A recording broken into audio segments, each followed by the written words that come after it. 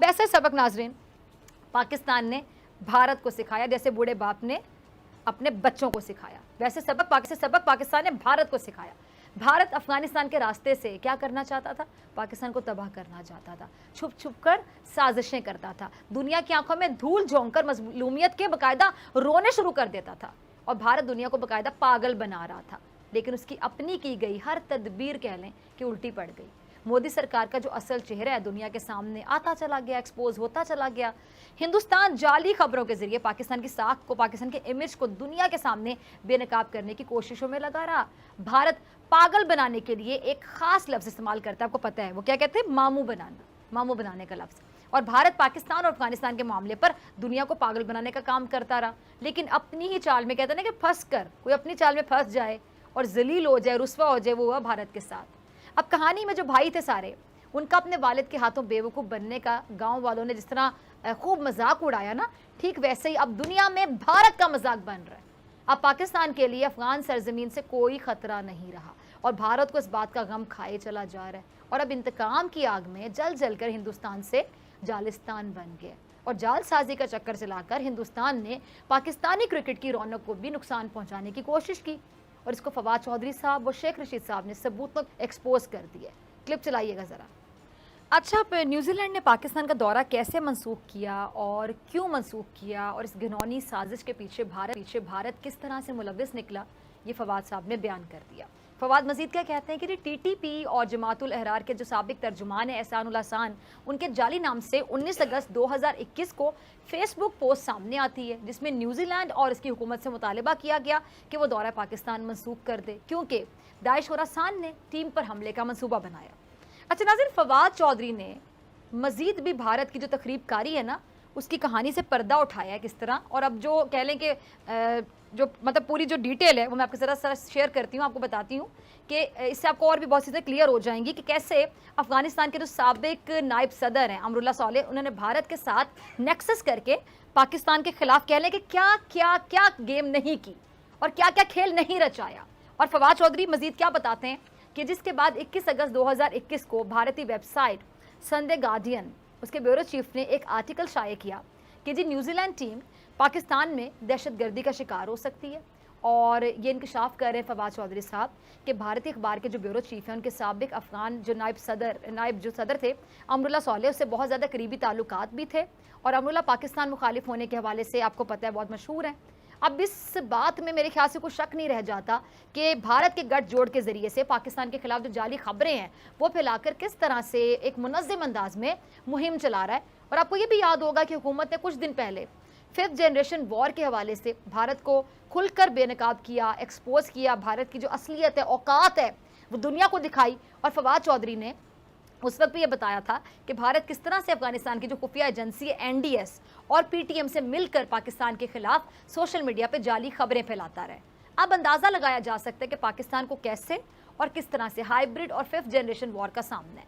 और जाहिर सी बात है 5th जनरेशन वॉर के ज़रिए पाकिस्तान की क्रिकेट को नुकसान पहुँचाया गया और यही वजह है कि हुकूमत पाकिस्तान ने क्रिकेट सीरीज़ की जो मनसूखी है इसके मामले चंद दिन बाद न्यूजीलैंड के जो खिलाड़ी हैं मार्टिन, उनकी अहलिया को एक ईमेल मौसूल होती है और इसमें इतला ये दी जाती है जी मार्टिन को दौरा पाकिस्तान में कत्ल कर दिया जाएगा।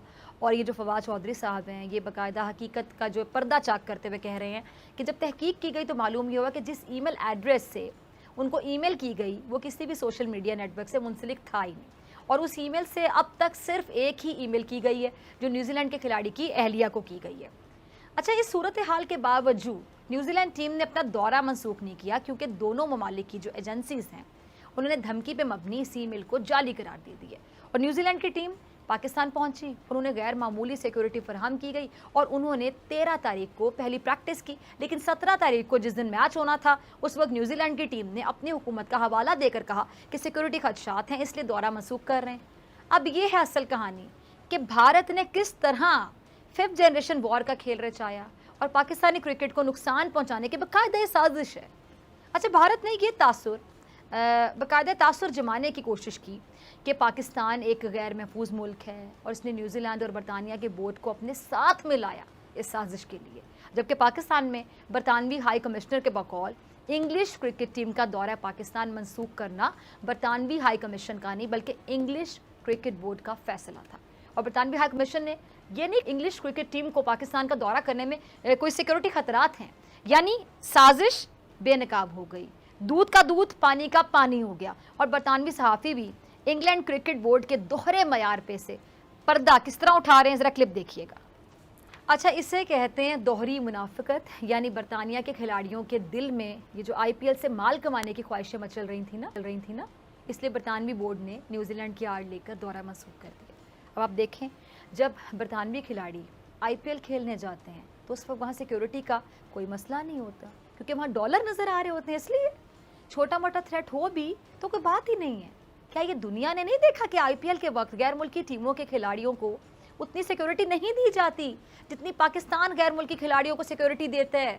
और बरतानवी सहाफ़ी उन्होंने बिल्कुल दुरुस्त कहा कि जी इंग्लैंड और न्यूजीलैंड ने IPL खेलने की खातिर भारत को खुश किया है। और वैसे भी अगर भारत को नाराज़ कर दिया जाता तो सोचे ना, फिर इन गैर मुल्की खिलाड़ियों का रोज़गार छीन जाना था, बेचारे डॉलर कहाँ से कमाते अगर ये IPL के अगले सीज़न से महरूम हो जाते। ये पूरी कहानी। इसीलिए न्यूजीलैंड और इंग्लैंड के खिलाड़ियों ने और उनके क्रिकेट बोर्ड्स ने इस गेम की, ये जो जेंटलमैन गेम है ना, इसकी लाज नहीं रखी, इखलाकियात उसूलों की धज्जियां उड़ा दी, सामने नहीं रखा उसूलों को, इखलाकियात को, सिर्फ डॉलर देखे, पैसा देखा, मुफाद, बल्कि कह लें कि इखलाकियात को, उसूलों को जूते की नोक पे रखा और सिर्फ डॉलर को सामने रखकर फैसला किया, पैसे को सामने रखकर फैसला किया। और मुझे वो बात याद आ गई, सच कहते हैं कि बाप बड़ा ना भैया, सबसे बड़ा रुपया। अब सब कुछ क्लियर है, सब कुछ वाज़ेह है कि भारत 5th जनरेशन वॉर के ज़रिए अफ़गानिस्तान में अपनी हार का बदला ले, इनको हज़म नहीं ना हो रही, उसका बदला भी तरह तरह से ले रहे हैं। और शेख रशीद साहब ने भी कुछ फरमाया इस हवाले से, क्लिप होगा, ज़रा टीम चलाइएगा। अच्छा, सुना आपने शेख रशीद साहब को, मेरे ख्याल से बिल्कुल बजा फरमा रहे हैं कि जी भारत को मौत ये पड़ी हुई है कि अफ़गानिस्तान में उसका राज आखिर ख़त्म क्यों हो गया। ये बात कह रहे हैं कि उनको हज़म नहीं हो रही अभी तक, बाकायदा मौत पड़ गई और ये बात एक्सेप्ट नहीं वो कर पा रहे। ये जो तब्दीली आ गई है अफगानिस्तान में, उनको बर्दाश्त नहीं हो रही है बात, और वो पागल हो गया है कि ये उनका राज वहाँ से ख़त्म कैसे हो गया। और सिर्फ यही नहीं भारत में, बल्कि बाकायदा सफ़े मातम बिछी हुई है कि उसके अफगानिस्तान में ये जो दहशत गर्दी के 66 कैंप हैं वो भी ख़त्म हो गए। और यही वजह है ना कि भारतीय मीडिया के जो चैनल्स हैं वो बाकायदा इस पर वावेला कर रहे हैं, और वो क्या कहते हैं कि मिर्चें लगी हुई हैं उन्हें। और भारतीय मीडिया, सबको पता है कि जितना झूठा और मुनाफिक भारतीय मीडिया है उतना कौन होगा। भारतीय मीडिया झूठ का व्यापार कर रहा है, आदत से मजबूर, हमेशा की तरह। और आप अंदाज़ा करें कि उसके अपने लोग क्या कह रहे हैं कि खुदा के वास्ते झूठ ना बोलो, क्योंकि झूठ से हिंदुस्तान की जो अवाम है, जनता, उसकी साख भी ख़राब होती, ज़ाहिर बात है, इमेज ख़राब होता है। आपको अभिनंदन याद होगा, उसने भी क्या कहा था कि भारतीय मीडिया पाकिस्तान के खिलाफ कितना झूठ बोलता है, जबकि पाकिस्तान का इमेज बिल्कुल भी वैसा नहीं है जैसा दिखाया जा रहा है, याद है ना। और भारत का वो जो भारत का पालतू का मतलब समझते हैं ना, अरनाब, वो तो काबुल के सरीना होटल से भी हो आया था, और उसने बड़े वसूख से कहा था कि सरीना होटल की 5वीं मंजिल पे, वो मंजिल जो एग्जिस्ट ही नहीं करती, वहाँ पे पाक फौज और तालिबान की मीटिंग्स होती हैं। और उस होटल की फिर पता चला इस साहब को कि उसकी तो मंजिलें 2 हैं। और कहते हैं ना, झूठ के पैर नहीं होते, झूठ के पाँव नहीं होते। पता नहीं कितना ये झूठ बोलते हैं और क्यों बोलते हैं नफसियाती लोग। ये असल में अफगानिस्तान में ना भारत की, आप कह लें कि भारी सरमायाकारी है। अब जारी बात डूबेगी, आप पैसा इन्वेस्ट करें और डूब जाए तो फिर एक तो आपकी बुरी हालत हो जाएगी, गम से, तकलीफ से, दर्द से, पेट में मरोड़ भी उठेंगे। फिर आपकी यही सिचुएशन होगी जो इन लोगों की सिचुएशन हो चुकी है कि पता ही नहीं चाह रहा कि काबुल के सरीना होटल की आखिर मंजिलें कितनी हैं। मतलब वहाँ पे मंजिलें ही नहीं है जितनी, उस मंजिल पे पता नहीं क्या क्या एक्टिविटीज़ हो रही हैं जो इस साहब ने बयान कर दी, और फिर जगसाई हुई। अब भारत के पेट में दर्द ये उठ रहा है, पाकिस्तान अफ़गानिस्तान के करीब कैसे हो गया, इसको स्ट्रैटेजिक जो डेप्थ है ना वो क्यों हासिल हो गई। इसीलिए भारत अफ़गानिस्तान से मुताल्लिक़ ये जो जितनी भी गलत खबरें हैं उसका बाकायदा प्रोपेगेंडा कर रहे हैं। प्रोपेगेंडा करना भारत से बेहतर किसको आता होगा, बड़े एक्सपीरियंस है इस चीज़ में ये लोग। प्रोपेगेंडा तो करते हैं, और करते क्या है ये